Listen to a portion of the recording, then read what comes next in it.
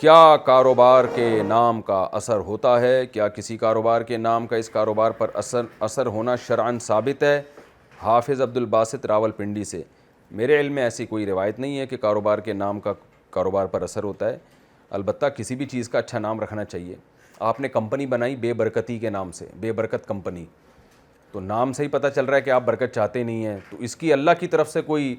سزا مل جائے آپ کو کہ اللہ کہیں کہ یہ خود ہی غلط نام رکھ رہا ہے اور اللہ اس کی سزا میں آپ کمپنی کی برکت چھین لیں، تو ایک الگ بات ہے۔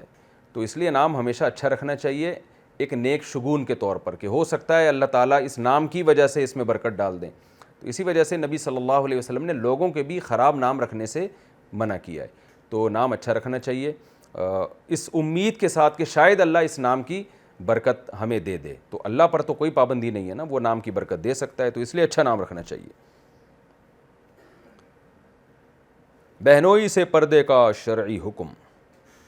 بہنوئی سے پردے کے بارے میں کیا حکم ہے؟ مولانا مودودی کی تفہیم القرآن میں پڑھا ہے کہ حضرت اسماء رضی اللہ تعالی عنہا نبی پاک صلی اللہ علیہ وسلم سے پردہ نہیں کرتی تھیں، بنت اجمل بہاول نگر سے۔ بہنوئی سے پردہ لازم ہے عورت پر۔ مجھے نہیں پتہ کہ مولانا مودودی کی تفہیم القرآن میں ایسا لکھا بھی ہے کہ نہیں لکھا، بظاہر تو نہیں لگتا کہ مولانا مودودی اس طرح کی بات لکھیں گے، اور صحیح حدیث سے ثابت ہے کہ حضرت اسماء رضی اللہ تعالی عنہا نبی صلی اللہ علیہ وسلم کے پاس آئیں حضرت عائشہ کے گھر میں، تو ان کا جو لباس تھا وہ نامناسب تھا، تو آپ صلی اللہ علیہ وسلم نے اپنے چہرے انور کو پھیر لیا اور غضبناک ہوئے آپ صلی اللہ علیہ وسلم، تنبیہ فرمائی اور فرمایا کہ جب عورت بالغ ہو جاتی ہے تو اس پر لازم ہوتا ہے کہ وہ اپنے جسم کو چھپائے۔ ہاں، چہرے اور ہاتھوں کو آپ صلی اللہ علیہ وسلم نے مستثنیٰ کیا، تو اسی وجہ سے چہرے کا پردہ اختلافی ہے، لیکن راجح قول یہی ہے کہ چہرے کا پردہ بھی فرض ہے، کیونکہ دوسری احادیث سے ہمیں یہ بات پتہ چلتی ہے کہ امہات المومنین جب پردے کی آیتیں نازل ہوئیں تو چہرہ کا پردہ بھی چھپایا کرتی تھی، تو ہو سکتا ہے یہ اس وقت حکم دیا ہو چہرہ کھولنے کا کہ جب چہرہ کھولنے کی گنجائش ہو، بعد میں چہرہ چھپانے پر بھی کبھی حکم آ گیا، اور یہ بھی ممکن ہے کہ چہرہ کھولنا اس صورت میں جائز ہو جب فتنے کا اندیشہ نہ ہو، لیکن بعد میں تمام فقہاء نے یہی فتویٰ دیا کہ چہرہ چھپانا بھی جوان عورت پر لازم ہے۔ تو اس زمانے میں بہرحال یہی حکم ہے کہ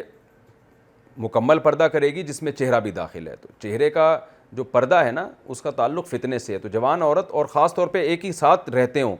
یعنی بہنوئی اور اس طرح جو سالیاں ہیں یا دیور اور بھابھیوں کا مسئلہ ہے، ان میں تو خطرہ زیادہ ہوتا ہے کیونکہ اختلاط بہت زیادہ ہوتا ہے۔ اسی وجہ سے رسول اللہ صلی اللہ علیہ وسلم نے دیور کے بارے میں فرمایا الحم و موت، دیور تو موت کی طرح، یعنی جیسے موت سے دور بھاگتے ہو ایسے دیور سے سخت پردہ کرو۔ جوائنٹ فیملی میں رہتے ہوئے ظاہر ہے پردہ بہت زیادہ سخت نہیں ہو سکتا، اس میں کچھ نرمی ہے کہ اگر کلائی نظر آ جائے یا